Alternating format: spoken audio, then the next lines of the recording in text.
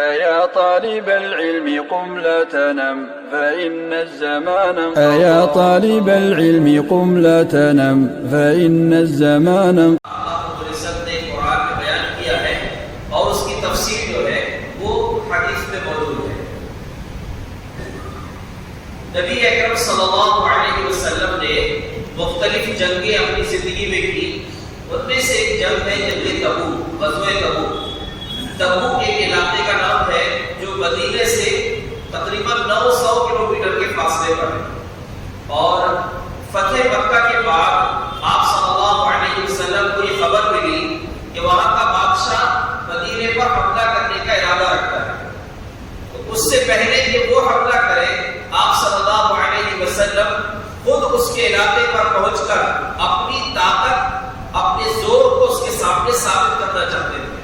تو آپ صلی اللہ علیہ وسلم نے صحابہ کرام کے بیچ میں عام اعلان کر دیا کہ سب کو نکلنا ہے، اور اسی وجہ سے تقریباً 30,000 کا لشکر صحابہ کرام کا تیار ہو گیا تھا غزوہ تبوک کے لیے۔ اس جنگ میں بہت زیادہ لڑائی تو نہیں ہوئی، اور بہت آسانی سے صحابہ کرام نبی صلی اللہ علیہ وسلم کے ساتھ دشمن پر اپنا روب داری کر کے، اپنا روب بٹھا کر واپس مدینہ تشریف لے آئے۔ لیکن اس میں ایک بڑا اہم واقعہ پیش آیا جو ایمان افروز واقعہ ہے۔ ہمارے ایمان کو جلا بخشنے والی باتیں اس واقعے کے اندر موجود ہیں، اس مناسبت سے اس واقعے کو آپ کے سامنے رکھنا ہے۔ معاملہ کیا ہوا کہ جب آپ صلی اللہ علیہ وسلم نے آپ اعلان کیا کہ ہم کو تبوک کی طرف نکلنا ہے، صحابہ کرام تیاری کرنے لگے، اور بڑی قربانیاں صحابہ کرام نے پیش کی، مال و اسباب بھی بہت سارا جمع کیے۔ حالانکہ اس لشکر کا نام رکھا گیا جیش العسرہ، تنگی والا لشکر۔ معاملہ یہ تھا کہ بڑی سخت گرمی کا زمانہ تھا، اور کھجوریں بالکل پک کر تیار تھی، فصل اپنی اتارنا تھا۔ تو ایک تو گرمی میں سفر کرنا ہے، دوسرا بالکل آئی ہوئی فصل کو چھوڑ کر جانا ہے، تیسرا معاملہ یہ ہے کہ سواریوں کی تنگی تھی۔ ایک اونٹ پر 18 صحابہ کرام کو سفر کرنا تھا، ایک اونٹ 18 صحابہ کرام کے بیچ میں آیا تھا۔ اب سوچئے کہ ایک ساتھ میں اتنے سارے لوگ بیٹھ نہیں سکتے، تو باری باری جو ہے کچھ لوگ بیٹھیں گے، باقی لوگ پیدل چلیں گے، اس طرح سفر طے کرنا ہے۔ تو اس مشکل ترین موقع پر صحابہ کرام نے پوری قربانی کا جذبہ پیش کیا، اور سب تیار ہو گئے۔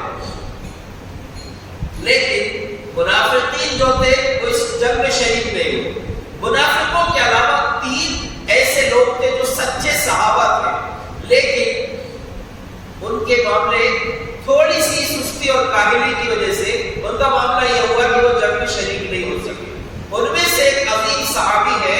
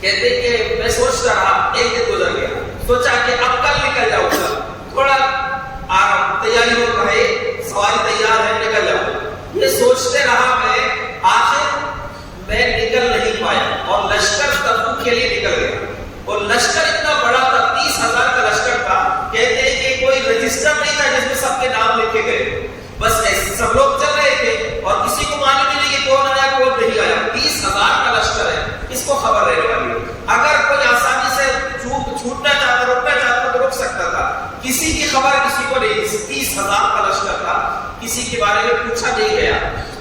ادھر نبی صلی اللہ علیہ وسلم نے مجھ کو بھی راستے میں سوال نہیں کیا میرے بارے میں، کسی سے نہیں پوچھا، اور ادھر میں اب نکلوں گا جب نکلوں گا سستی کی وجہ سے نہیں نکل پایا، یہاں تک کہ نبی صلی اللہ علیہ وسلم تبوک پہنچ گئے۔ اور ادھر کنڈیشن یہ تھی، کہتے ہیں جب میں رسول اللہ صلی اللہ علیہ وسلم کے جانے کے بعد مدینہ میں نکلتا تھا، گھر سے باہر نکلتا تھا، تو یہ بات مجھ کو بڑے غم میں ڈال دیتی تھی، یعنی اپنے آپ میں مجھے بہت افسوس ہوتا تھا کہ مجھ کو صرف ایسے لوگ ملتے تھے مقبوس علیہ النفاق، جن کے بارے میں نفاق کا فیصلہ ہو چکا تھا کہ یہ پکے منافق لوگ ہیں، بس ایسے لوگ مدینے میں دکھتے تھے، یا پھر ایسے لوگ قد عطا اللہ فی الضعفاء، جن کو اللہ نے کمزور ہونے کی وجہ سے ضعیف ہونے کی وجہ سے معذور قرار دے دیا تھا کہ یہ لوگ جنگ میں نہیں جائے گا، کوئی دقت نہیں، بس ایسے ہی لوگ دکھتے تھے، اور ٹینشن بڑھ گئی کہ مجھے چلے جانا تھا تو اچھا ہو، کیونکہ اب یا تو صرف منافق دکھ رہے مدینے میں یا پھر کمزور لوگ دکھ رہا ہوں، میں جوان آدمی تھا لیکن سستی کی وجہ سے نہیں جا سکتا تھا۔ کہتے ہوتا نبی صلی اللہ علیہ وسلم بھی تبوک پہنچنے کے بعد لوگوں سے مجھ سے میرے بارے میں پوچھے، ما فعل کعب بن مالک۔ اب دیکھیے 30,000 کے لشکر میں مدینے کے لوگ بھی تھے، مدینے کے آس پاس کی بستیوں کے لوگ بھی تھے، صحابہ کرام میں ایک خاص اور نمایاں مقام تھا کعب بن مالک رضی اللہ عنہ کا، اس لیے آپ یاد آئے کعب بن مالک کہا، نبی صلی اللہ علیہ وسلم نے صحابہ سے پوچھا کہ کعب بن مالک کا کیا ہوا، وہ کیوں نہیں آئے؟ تو بنو سلمہ کے ایک شخص نے کہہ دیے، صحابی ہے وہ بھی، انہوں نے کہا کہ حبسہ برداء ونظرہ فی عنفہ، کہا کہ رسول اس کی 2 چادروں نے اس کو روک لیا، اور ذرا طاقتور بھی ہے، وہ اپنے آپ میں آ گیا، یعنی اس طرح کی انہوں نے بات کہہ دی کہ تھوڑا اس میں کعب بن مالک کے لیے کمزوری نظر آ رہی تھی، یعنی ایمان میں کمزوری ہے کہ وہ اپنے مال و دولت کی وجہ سے نہیں آئے۔ تو دیکھیے صحابہ کرام کتنے بہترین لوگ تھے، بائی چانس اگر کسی نے کسی کے بارے میں کچھ کہہ دیا تو دوسرے صحابہ فوراً اس کا رد کرتے تھے۔ فقال معاذ بن جبل بئس ما قلت، معاذ بن جبل رضی اللہ عنہ موجود نے کہا کہ نہیں آپ نے غلط بولا، یعنی فوراً رد کیے۔ اب کعب بن مالک سے کوئی ایسا کوئی معاملہ تو نہیں ہے کہ ان کے پارٹنر ہو، ان کے رشتہ دار ہو، کوئی خاص معاملہ نہیں، کہا کہ بئس ما قلت، آپ نے غلط بات کہی، آپ کو ایسا نہیں کہنا تھا، واللہ یا رسول اللہ ما علمنا علیہ الا خیرا، اللہ کی قسم اللہ کے رسول ہم تو کعب بن مالک کے بارے میں اچھی بات جانتے ہیں، یعنی ایسا معاملہ نہیں ہے کہ وہ کسی وجہ یعنی دنیا غالب آ گئی ان پر، اس بنیاد پر وہ نہیں آئے، ایسا کچھ نہیں ہے۔ اللہ کے رسول صلی اللہ علیہ وسلم خاموش ہو گئے، وہاں سے واپس آئے۔ اب کہتے ہیں کعب بن مالک میں روز سوچتا تھا کہ کیا بولوں گا، اب اللہ کے رسول واپس آنے لگے ہیں، خبر مل گئی کہ واپس آ رہے ہیں اللہ کے رسول صلی اللہ علیہ وسلم، تو کہتے ہیں کہ میں پلان کرنے لگا کہ یہ بولوں گا وہ بولوں گا، لیکن جب اللہ کے رسول صلی اللہ علیہ وسلم بالکل مدینے کے قریب آنے کی خبر آ گئی کہ اب آپ تشریف لانے والے مدینے میں، تو کہتے ہیں کہ مجھے اطمینان ہو گیا کہ نہیں اب جھوٹ نہیں بولنا، کچھ بول کے بچنا نہیں ہے، سچ سچ تو بات ہے وہ بتا دوں گا اللہ کے رسول صلی اللہ علیہ وسلم۔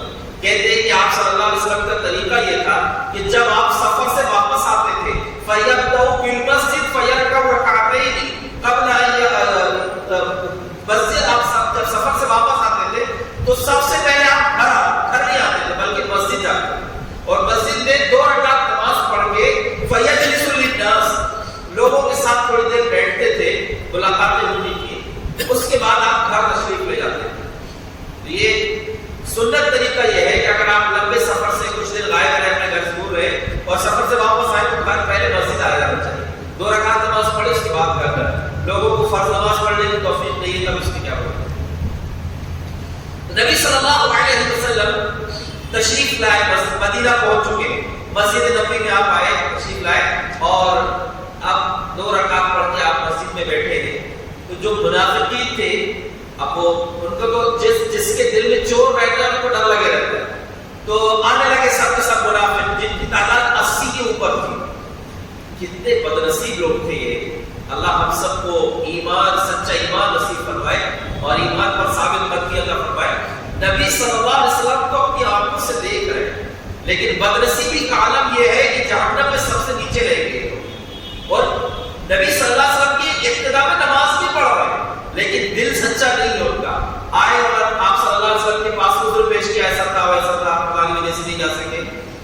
آپ نے ان کے ظاہر کو قبول کر لیا اور ان کے دل کی بات اللہ کے حوالے کر دیا کہا ٹھیک ہے اور ان کے لیے آپ نے مغفرت کی دعا بھی کر دی اللہ ان کو معاف کرے.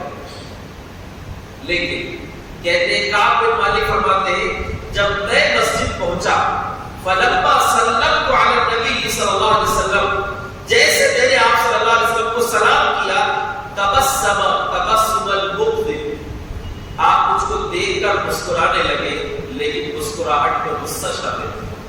جیسے غصے والا انسان مسکراتا ہے یعنی مسکراہٹ بھی تھی لیکن ساتھ میں غصہ بھی تھا. کہتے ہیں آپ نے غصے کے ساتھ مجھ کو مسکرا کر دیکھا اور کہا آئی تشریف لائی. کہتے فجئت ابشی حتی جلست بین یدیہ میں چلتا ہوا آیا اور نبی صلی اللہ علیہ وسلم کے بالکل سامنے بیٹھ گئے. تو آپ صلی اللہ علیہ وسلم نے پوچھا ما خلفک یا کعب آپ کیا بات دکھ تو لیا یہ تو چھوڑو یہ تو مطلب جو لوگ جھوٹے عذر پیش کر کے چلے گئے تھے ان کا مسئلہ نہیں. ما خلفک کعب تیرا کیا تجھے آنے میں کیا تکلیف تھی کیوں نہیں آئے تم جنگ میں کیوں شریک تھے. کہا کہ واللہ یا رسول اللہ اللہ کی قسم اللہ کے رسول اگر آپ کے علاوہ کسی اور کے سامنے بیٹھا ہوتا تو یقین سے کہہ سکتا ہوں سأخرج من سخطه اس کے غصے سے میں آسانی سے بچ سکتا کچھ بھی بات اس کے سامنے عذر بتا کر میں نکل جاتا اور اللہ نے مجھ کو یہ صلاحیت بھی دیا ہے کہ اپنی بات کو منوا بھی لیتا. لیکن آپ کے سامنے بیٹھا ہوں مجھے یقین ہے کہ اگر میں جھوٹ بول کر آپ کو راضی کر لوں گا آپ ابھی وقتی طور پر خوش تو ہو جائیں گے لیکن لَيُوشِكَنَّ اللَّهُ أَن يَسْخَطَكَ قریب ہے کہ اللہ رب العالمین آپ کو مجھ سے ناراض کرا دے. حقیقت جب بولے گی تو آپ ناراض ہو جائیں گے اور اگر حقیقت آپ کے سامنے میں بول دوں تو مجھے یقین ہے کہ آپ اس پر ناراض ہو جائیں گے. لیکن وَإِنِّي أَرْجُو مِنَ اللَّهِ الْعَفْوَ مِنَ اللَّهِ مجھے اللہ سے امید ہے کہ اللہ رب العالمین ضرور مجھ کو معاف کر دے گا. اصل مسئلہ یہ ہے کہ میرے پاس کوئی عذر نہیں ہے اور میرے پاس دو سواریاں تھی اس سے پہلے 2 سواری بھی میرے پاس نہیں تھی. مسئلہ یہ ہے کہ بس سستی ہو گئی اس سے اور اس بنیاد پر میں جنگ میں شریک نہ ہو سکا. نبی صلی اللہ علیہ وسلم نے فرمایا اما هذا فقد صدق اس نے سچ بات کہا ہے یعنی اب تک جو لوگ آئے تھے وہ جھوٹے عذر پیش کیے تھے اس نے سچ بات کہا ہے. اب اس کا معاملہ اللہ کے حوالے ہے. اللہ رب العالمین جب تک فیصلہ نہ کرے تو اس کے بارے میں کچھ نہیں بولتے. کہتے ہیں فنهى رسول الله صلى الله عليه وسلم المسلمين عن كلامنا ايها الثلاثه نبی صلی اللہ علیہ وسلم نے ہم 3 لوگوں سے لوگوں کو بات کرنے کے لیے منع کر دیا. 3 لوگوں کو جب کہتے ہیں میں وہاں سے نکل کے گیا باہر نکلا تو بنو سلمہ کے لوگ آ گئے کیوں غلطی کر لی ہے تو سب لوگ عذر پیش کریں تم بھی عذر پیش کر دیتے اور جو تم سے چوک ہو گئی اللہ کے نبی تمہارے لیے دعا کر دیتے تمہارے لیے کافی ہو جاتا. نبی کی مغفرت کی دعا تمہارے لیے کافی ہو جاتی. واپس جاؤ اور جا کر بولو کہ اللہ کے رسول ایسا مسئلہ نہیں لے گیا. کہتے ہیں کہ اتنا لوگوں نے فورس کیا کہ میں دل میں آیا کہ اب جا کر بول دوں اللہ کے رسول صلی اللہ علیہ وسلم کے سامنے عذر پیش کر دوں. لیکن میں نے پوچھا کہ یہ معاملہ میرا اکیلے ہے اور بھی کوئی ہے. کہا کہ 2 لوگ اور ہیں. بولے کون؟ کہا کہ ہلال بن امیہ اور مرارہ بن ربیع یہ 2 صحابی ہیں. کہتے ہیں کہ جب یہ 2 نام لوگوں نے میرے سامنے پیش کیے تو یہ دونوں بڑے نیک لوگ تھے. فذکر رجلین صالحین لوگوں نے میرے سامنے 2 نیک شخصیتوں کا نیک ہستیوں کا نام لیا اور دونوں کون سے لوگ تھے؟ عظیم ترین لوگوں میں سے تھے. کون سے لوگ تھے؟ دونوں بدری صحابہ. یہ تو بدر میں شریک نہیں ہوئے. اصل میں بدر کا موقع جو تھا پہلی جنگ کی غزوہ بدر جس میں نبی صلی اللہ علیہ وسلم کی طرف سے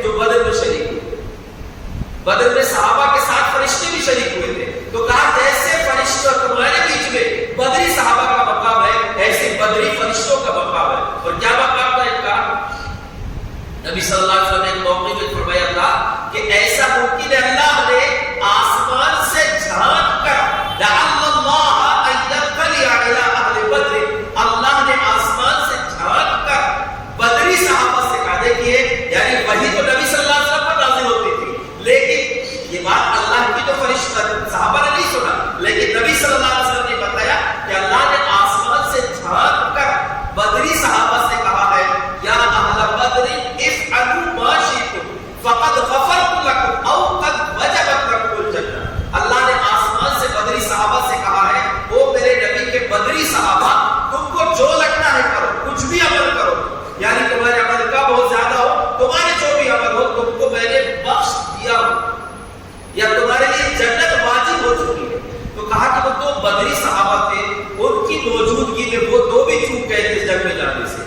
اب میری ہمت نہیں آئی کہ میں جا کر اللہ کے نبی کے سامنے حضور پیش کروں گا، ٹھیک رہے اب یہ دو بھی ہے نا میرے ساتھ، پریشانی نہیں۔ کہتے وہ دونوں بھی سچ بول دیا کہ اللہ کے رسول کوئی مسئلہ نہیں تھا، بس سستی کی وجہ سے نہیں جا سکتے۔ کہتے ہیں کہ جب یہ حکم ہمارے لیے بائیکاٹ کا حکم آ گیا کہ کوئی ان سے بات نہیں کرے گا، تو یہ دونوں صحابی گھر میں بیٹھ گئے، بے تحاشا ہو رہے ہیں، سوائے بس رونا، ان کی وجہ روئی ہو رہے ہیں۔ کتنی بڑی بات سوچی، کتنے سچے لوگ ہوں گے یہ کہ نبی صلی اللہ علیہ وسلم نے جب یہ کہہ دیا کہ کوئی ان سے بات نہیں کرے گا تو رو رہے ہیں بس۔ کہتے ہیں کہ وہ دونوں تو گھر میں بیٹھ گئے، میں لیکن جوان تھا، مطلب یہ کہ وہ دونوں بوڑھے تھے، اور کتنے بوڑھے تھے آپ کو اندازہ ہوگا، اتنے بوڑھے ہونے کے باوجود بھی ان کو جنگ میں نہ جانے کی وجہ سے بائیکاٹ کر دیا گیا۔ کتنے بوڑھے تھے نہیں بتا رہا ہوں آپ کو۔ حضرت کعب بن مالک کہتے کہ میں جوان تھا، اشهد الصلاۃ وامشی فی الاسواق، میں نماز میں بھی آتا تھا اور بازاروں میں بھی گھومتا تھا، لیکن جب نماز میں مسجد آتا تھا تو دیکھتا اللہ کے رسول صلی اللہ علیہ وسلم کے پاس جا کر سلام کرتا تھا، تو دیکھتا تھا کہ آپ نے ہونٹ ہلائے نہیں، یعنی بائیکاٹ میں تو کوئی بات نہیں کرے گا، کوئی بات نہیں کرے گا، نبی صلی اللہ علیہ وسلم کی بات نہیں کرتا، لیکن محبت سچی۔ کہتے ہیں کہ دیکھتا تھا کہ آپ نے ہونٹ ہلائے نہیں، پھر آپ کے قریب جا کر نماز پڑھا، اب نماز میں کھڑا ہوں تو کہتے ہیں اسارق النظر، میں نگاہ چرا کر دیکھتا، یعنی نماز میں تو ہے لیکن دل میں واقعی کتنی سچی محبت تھی نبی سے کہ بازو میں نبی صلی اللہ علیہ وسلم ہے، اب ہلکا بازو میں کوئی رہا تو دکھتا ہے نا نماز میں، تو کہتے ہیں اسارق النظر، نظر چرا کے دیکھتا تھا کہ آپ مجھے دیکھ رہے ہیں۔ واقعی کیسے دل تھے، ایک دوسرے سے کیسی محبت تھی نبی کو اور صحابہ کو۔ کہتے ہیں کہ جب میں نظر ہلکی ترچھی کرتا تو آپ صلی اللہ علیہ وسلم نظر اٹھے لیتے، اور جب میں سیدھا دیکھنے لگتا تو آپ مجھ کو دیکھتے، یعنی دونوں کو دل میں تڑپ ہے لیکن محبت اللہ کے لیے اور نفرت بھی اللہ کے لیے۔ کہتے ہیں کہ جب دیکھتا تو آپ مجھ کو نہیں دیکھتے تھے، اور جب میں سیدھا دیکھنے لگتا تو آپ مجھ کو دیکھتے۔ اسی کنڈیشن میں کوئی بات کرنے والا نہیں، سوچیے کہ جو لوگ بالکل قریبی ہے، روزانہ کے بات چیت کرنے والے، اٹھنے بیٹھنے والے، سب بات بند کر دیے۔ کہتے ہیں کہ بڑی پریشانی کے عالم میں وقت گزر رہا تھا، ایک دن حتی تصورت المحراب، تصورت جدار آیت من حیطان المدینہ، میں گھر سے نکلا، مدینے کے باغوں میں سے ایک باغ میں پہنچا، باغ اس کا تھا میرے چچا زاد بھائی کا تھا جن کا نام تھا قتادہ، اور کہتے ہیں کہ وہ میرے سب سے محبوب انسان، یعنی بہت قریبی تعلقات تھے اس سے۔ اب سوچئے کہ جب ان کے قریبی تعلقات تھے تو ان کے دل میں بھی یہی محبت ہوگی۔ کہتے ہیں کہ جب میں دیوار ڈھلان کر مدینہ اس باغ کی باؤنڈری سے لگ کر کود کر اندر گیا تو ابو قتادہ موجود تھے، سلام کیا، کوئی جواب نہیں۔ اللہ کہتے ہیں میں نے کہا کہ یا ابا قتادہ انشدک باللہ لقد علمت انی احب اللہ ورسولہ، اے ابو قتادہ تجھے اللہ کا واسطہ دے کر پوچھتا ہوں، بول تو صحیح، تو جانتا ہے نا کہ مجھے اللہ اور اس کے رسول سے سچی محبت ہے۔ کہتے پھنسا کرتا، ابو قتادہ چپ رہے، کچھ بھی جواب نہیں، یعنی اتنا گہرا دوست اور سگا چچا زاد بھائی لیکن بولنے کو تیار نہیں، کیوں؟ اللہ کے نبی کا حکم میں کوئی بات نہیں کرے۔ کہتے دوسری مرتبہ پوچھا، ابو قتادہ بول تو صحیح، تو جانتا ہے کہ اللہ اور اس کے رسول سے مجھے سچی محبت ہے، کوئی جواب نہیں۔ تیسری بار سوال کیا، ابو قتادہ نے جب تیسری بار سنا تو کہا اللہ و رسول اللہ، اللہ اس کے رسول بہتر تھا، کوئی جواب نہیں۔ اپنے دوست اپنے بھائی کا کوئی جواب نہیں، کہا کہ اللہ اس کے رسول جانتے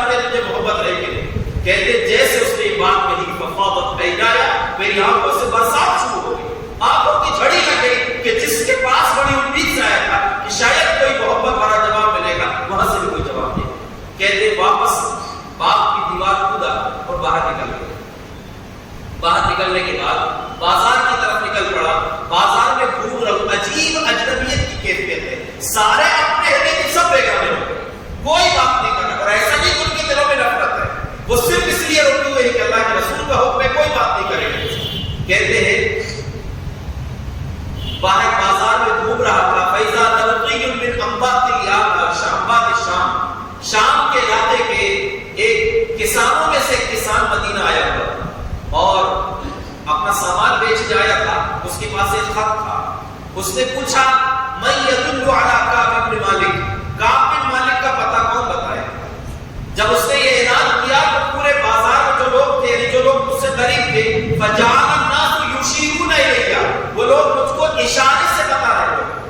وہ یعنی اللہ اکبر, کیا انداز ہوگا, کیا عجیب کیفیت ہوگی کہ لوگ نام لے کر یہ نہیں بول رہے کہ وہ کعب بن مالک وہ ہے, یا یہ نہیں کہہ رہے کعب بن مالک تم سے ملنے آ رہے, کچھ نہیں, لوگ صرف اشارے سے بتانا آپ کو کہ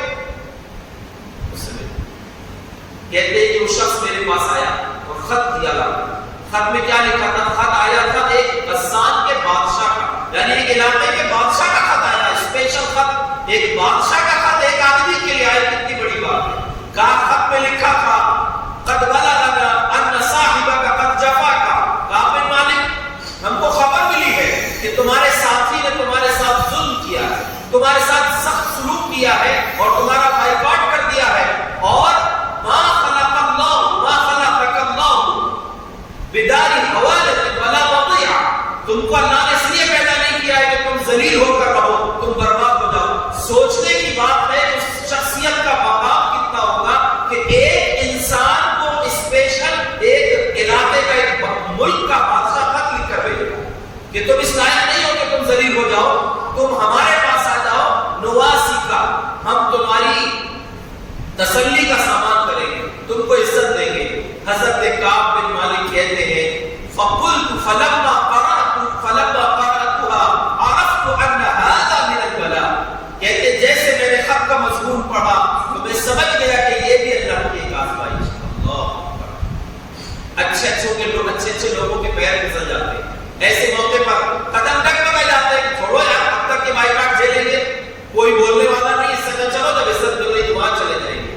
لوگ بڑے جلدی ایسے موقع پر اپنے ایمان کا سودا کر لیتے ہیں, لیکن کہتے ہیں مجھے یقین ہو گیا کہ یہ بھی اللہ کی طرف سے ایک آزمائش ہے.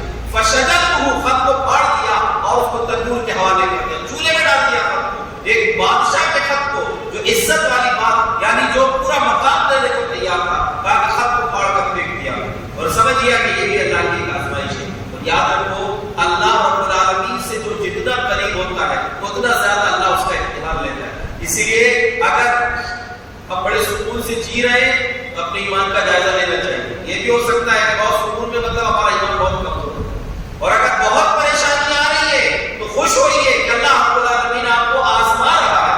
جتنا زیادہ ایمان انسان کا مضبوط ہوگا اتنا زیادہ انسان جو ہے اللہ کے قریب ہے. لیکن یہ بھی ہو سکتا ہے کہ کبھی گناہوں کی بھی سزا ہوتی ہے. اپنی زندگی کو چیک کریں کہ اگر ہمارے اوپر پریشانیاں بہت آ رہی ہیں, کہیں ایسا تو نہیں کہ ہم سے کچھ غلطیاں ہو رہی ہیں تو ہم کو احساس نہیں. دونوں باتیں ہو سکتی ہیں. کعب بن مالک کہتے ہیں 40 دن گزر گئے, یہی کنڈیشن, کوئی بات کرنے کو تیار نہیں. کہتے ہیں 40 دن 41واں دن تھا کہ نبی صلی اللہ علیہ وسلم کا قاصد ہمارے پاس آیا, اور قاصد آ کر کہتا ہے ان رسول اللہ صلی اللہ علیہ وسلم یامرک ان تعزل من امرأتک, اللہ کے رسول صلی اللہ علیہ وسلم کا حکم ہے اپنی بیوی سے الگ ہو جاؤ, بیوی کے ساتھ نہیں رہنا. آپ سوچئے ایمان کی کیفیت, کے مضبوط ایمان تھے اور کیسے سچے لوگ تھے وہ. یہ آپ سوچتے ہیں میری بیوی کیسے چھوڑ دوں میں اپنی بیوی کو. سوال دیکھیے کعب بن مالک کا, آپ اطلقوا او ماذا افعل, کہا کہ بھائی طلاق دینا ہے یا کیا کرنا. اللہ, کیسے لوگ تھے, کیسے سچے دل لوگ تھے. کہا کہ طلاق دینا ہے بیوی کو یا صرف ایسے الگ ہو جانا. کہا کہ نہیں, طلاق نہیں دینا ہے, صرف الگ رہنا ہے. لا يقربها لا تقربها, اس کے قریب نہیں جانا, یعنی ازدواج کا تعلق نہیں بنانا, بیوی کے قریب نہیں جانا, لیکن طلاق نہیں دینا. کہتے ہیں بیوی کو چھوڑ دیے. بیوی سے کہا کہ الحقی الی اہلک حتی یمضی اللہ فی امری, جاؤ اپنے مائکے چلے جاؤ جب تک اللہ کا کوئی فیصلہ نہ. بیوی کو مائکے بھیج دی. ادھر وہ دو صحابی جو تھے, دونوں رو رہے ہیں، 40 دن ہو گئے، روتے روتے دن گزر رہے۔ کہتے ہلال بن امیہ رضی اللہ عنہ جو دو میں سے ایک اور تھے، ان کی بیوی نبی صلی اللہ علیہ وسلم کے پاس آئی، کہا اللہ کے رسول اجازت مانگنے آئی ہوں کہ میں ہلال بن امیہ کی خدمت کر سکتی ہوں کیا؟ تو کہا کہ ٹھیک ہے خدمت کر لیں آپ، لیکن لا یقربن کی، یاد رکھو وہ تمہارے قریب نہ آئے، یعنی ازدواجی تعلق قائم نہیں کرنا، شوہر بیوی کا رابطہ تعلق نہیں ہونا چاہیے۔ کہا اللہ کے رسول لیس فیہ حرکہ، ان کے اندر تو عورت کی بیوی کی خواہش ہی ختم ہو چکی ہے، یعنی اتنے بوڑھے ہو چکے ہیں کہ ان کو بیوی کی ضرورت نہیں ہے، خدمت کی ضرورت ہے۔ اللہ، سوچنے کی بات ہے کہ جو آدمی اتنا بوڑھا ہو چکا کہ اس کے اندر بیوی کی خواہش باقی نہیں بچی ہے، وہ جنگ میں شریک نہیں ہو چکا، بھائی کاٹ کر دیا۔ آج اچھے ہٹے کٹے جواب میں، لیکن ان کو اللہ کے سامنے سر جھکانے کی توفیق نہیں، یہ سر کٹانے نہیں گئے، جنگ میں شریک نہیں ہوئے، تو اللہ تبارک و تعالیٰ کی طرف سے بیان ان کا بھائی کاٹ کر دیا۔ کہا اللہ کے رسول کو تو بیوی کی ضرورت نہیں ہے، خدمت کی ضرورت ہے، وہ کمزور ہو چکے ہیں۔ کہا ٹھیک ہے آپ خدمت کرو۔ کعب بن مالک رضی اللہ عنہ کو کسی نے مشورہ دیا کہ آپ بھی اجازت مانگ لیجیے نبی صلی اللہ علیہ وسلم سے کہ میں بھی اپنی بیوی کو اپنے ساتھ رکھ خدمت کروں۔ کہا کہ وہ بوڑھے ہیں اس لیے انہوں نے اجازت مانگی ہے، میں تو جوان ہوں، کیسے سے جاؤں گا اللہ کے نبی کے پاس؟ کہتے ہیں کہ اور 10 دن گزر گئے، 50 دن ہوئے تھے، اور 50واں دن جب تھا تو ہماری کنڈیشن بالکل وہی تھی جو اللہ نے قرآن میں بیان کیا ہے، حتی اذا ضاقت علیہم الارض وضاقت علیہم انفسہم، زمین تنگ ہو گئی، ان کی زندگی تنگ ہو گئی، یعنی اپنے آپ میں وہ لوگ اتنے پریشان ہو گئے کہ جینا مشکل ہو گیا، لیکن سچا ایمان تھا، یقین ہے کہ اللہ کی طرف سے آزمائش ہے۔ 50 دن گزر گئے، بائی ہارٹ کی زندگی گزار رہے۔ 50ویں دن کہتے ہیں کہ میں مدینے کے گھروں میں سے گھر کی چھت پر بیٹھا ہوا تھا، اچانک میں نے ایک آواز سنی دور سے۔ آپ سوچئے کہ اللہ کے لیے نفرت کیا ہوتی ہے اور اللہ کے لیے محبت کیا ہوتی ہے، اور حدیث رسول یاد رکھے، اللہ کے رسول صلی اللہ علیہ وسلم نے فرمایا من احب للہ وابغض للہ واعطى للہ ومنع للہ فقد استكمل الایمان، جس نے اللہ کے لیے محبت کیا، اللہ کے لیے نفرت کیا، اللہ کے لیے کسی کو اپنا مال دیا اور اللہ کے لیے کسی کو مال دینے سے انکار کر دیا، یعنی صحیح راستے پر خرچ کیا، غلط راستے میں کھلے اور ضرورت نہیں تم کو دینے کی، تمہارا طریقہ غلط ہے، تمہارا راستہ غلط ہے، میں تم کو پیسے نہیں دے سکتا، یا تم غلط استعمال کرو گے، اللہ کے لیے منع کر دیا۔ اس نے گویا کہ اپنے ایمان کو مکمل کر دیا۔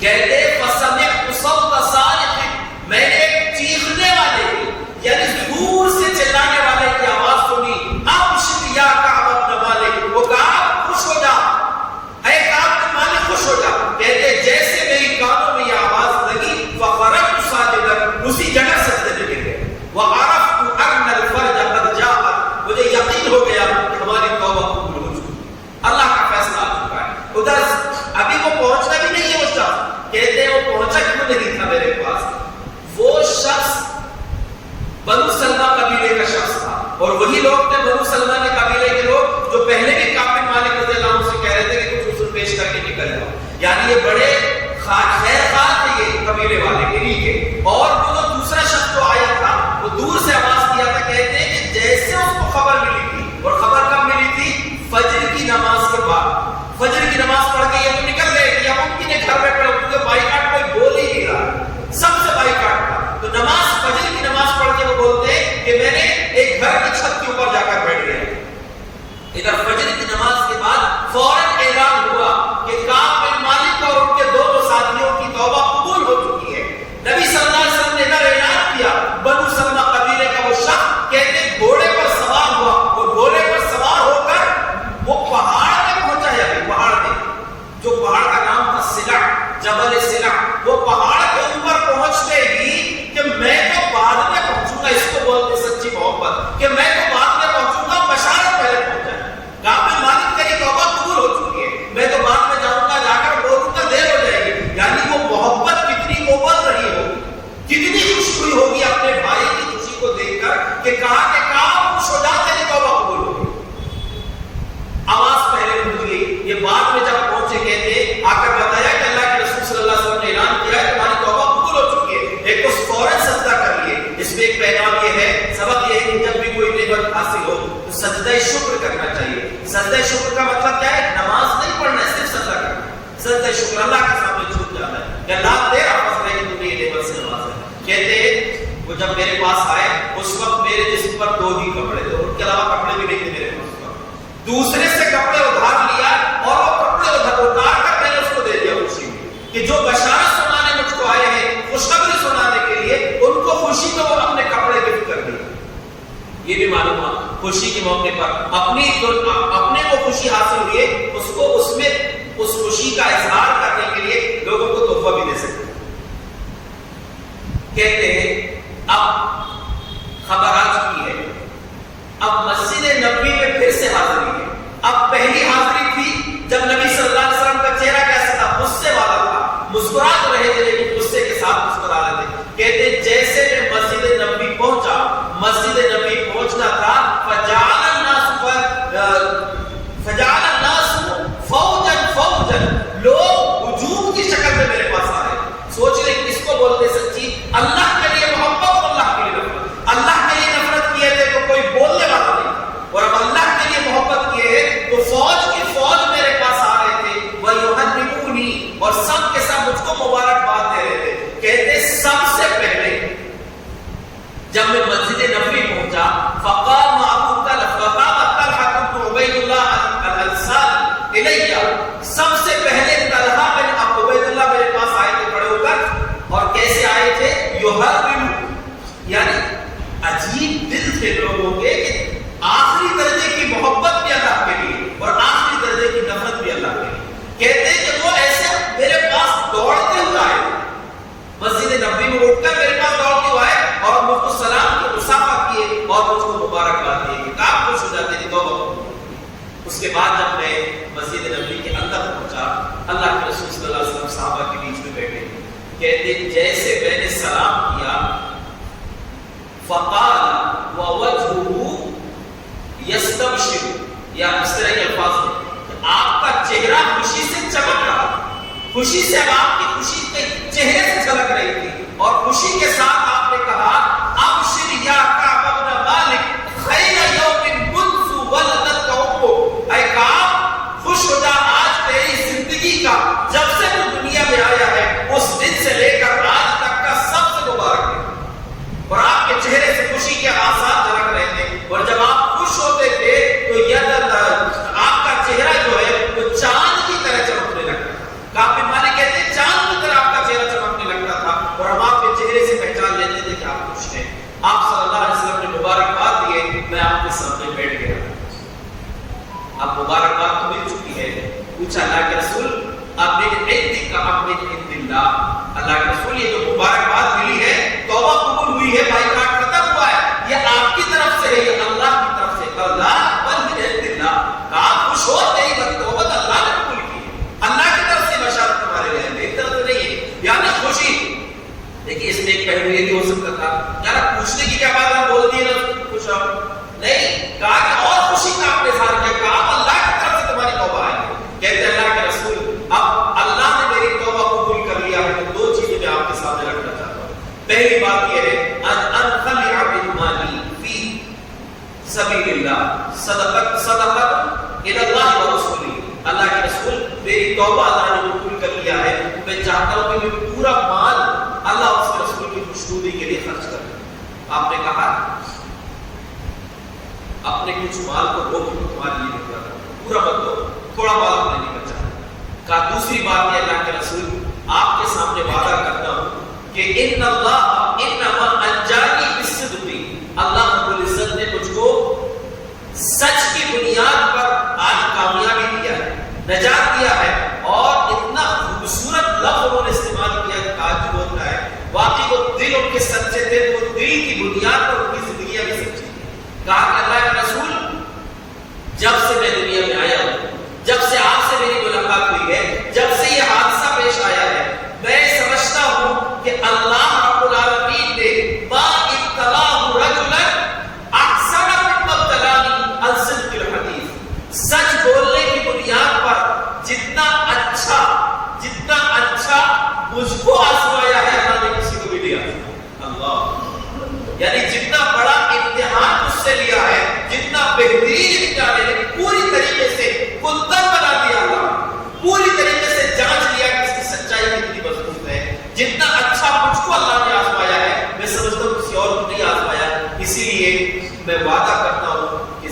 زندگی میں کبھی جھوٹ نہیں بولوں، کبھی بھی جھوٹ نہیں بولوں گا. اور اپنے بیٹے سے کہتے ہیں کہ بیٹا مجھے یاد ہے کہ جب سے میں نے اللہ کے رسول صلی اللہ علیہ وسلم سے وعدہ کیا ہے آج تک نابینا ہو گئے، کئی سال بعد کا واقعہ ہے، اس واقعے کے بعد سے آج تک میں نے جھوٹ نہیں بولا ہے. اور اللہ سے امید ہے، وَأَرْجُو مِنَ اللَّهِ، اللہ سے یہ بھی امید ہے کہ انشاءاللہ زندگی میں کبھی جھوٹ نہیں بولوں. تو اس مبارک موقع پر، اس خوشی کے موقع پر آپ صلی اللہ علیہ وسلم کے سامنے دونوں وعدے کی. یہ بھی ایک سبق ہے کہ اگر اللہ کی طرف سے نعمتیں حاصل ہو اس کے بدلے میں ہمیں لوگوں کی مدد کرنا چاہیے، مال اللہ کے راہ میں دینا چاہیے. اور اللہ رب العالمین کے لیے سب سے بنیادی بات یاد رکھیں، پورے اس واقعے کو بیان کرنے کے بعد، یعنی اس واقعے کا پس منظر اللہ نے قرآن میں بیان کیا اور اس کے بعد فرمایا یا ایھا الذین آمنوا اتقوا اللہ وکونوا مع الصادقین، اے ایمان والو اللہ سے ڈرو اور سچے لوگوں کے ساتھ. یعنی وہ منافق لوگ جو آئے تھے ان کے ساتھ مت رہنا، ان کی خصلت اختیار مت کرنا، یہ سچے لوگوں کے ساتھ رہو، ان کے نقش قدم پر چلو. اور ہمارے لیے بھی اور قیامت تک آنے والے تمام مومنین کے لیے سبق ہے کہ منافقانہ کردار اپنی زندگی میں مت رکھنا، جھوٹی حرکتیں مت کرنا، جھوٹ مت بولنا، بلکہ ان سچے لوگوں کے ساتھ رہنا، ان کے نقش قدم پر رہنا، چاہے سچ کی بنیاد پر کتنا ہی نقصان کیوں نہ ہو جائے. 40 نہیں 50 دن کا بائیکاٹ گزارے اور جو اپنوں کے بیچ میں بیگانی زندگی گزارے ہیں وہ کیسے پل ہوں گے، کیسے دن ہوں گے کہ قرآن نے کہا حتی ذاقت علیہم الارض وذاقت علیہم انفسہم، ان پر زمین تنگ ہو گئی، ان کی جان تنگ ہو گئی. یہ اللہ نے خود کہا ہے تو ان کی کنڈیشن دلوں کی کیا ہوگی، لیکن اس کے باوجود ایمان سے نہیں پھرے. اور یاد رکھو آخر میں خاص طور سے ایمان سے سچی محبت ہونی چاہیے. حالات کتنے مشکل آ جائیں پھرنا نہیں ایمان سے. ملک کے جو ہمارے حالات ہیں، مستقبل جو ہے اندھیرا اور تاریک نظر آ رہا ہے. اللہ ساری امت مسلمہ کی حفاظت فرمائے اور ارتداد کے فتنے سے ہر فرد کو، ہر صاحب ایمان کو اللہ رب العالمین محفوظ رکھے. لیکن جب ایسے مسئلے آتے ہیں بہت سارے لوگ جو مرتد ہو جاتے ہیں، دین چھوڑ دیتے ہیں. لیکن یہ سچے لوگ تھے، مشکلیں اور پریشانی آنے کے باوجود بھی ان لوگوں نے اپنے دل کو مضبوط رکھا. اس لیے ہرقل نے کہا تھا کہ جب ایمان کی بشاشت دلوں میں آ جاتی ہے تو کوئی اس کو چھین نہیں سکتا. اللہ سے دعا ہے اللہ ہمارے دلوں میں سچائی عطا فرمائے، ایمان کی سچی مٹھاس اللہ رب العزت ہم سب کو نصیب فرمائے، اسی پر زندگی میں عطا فرمائے.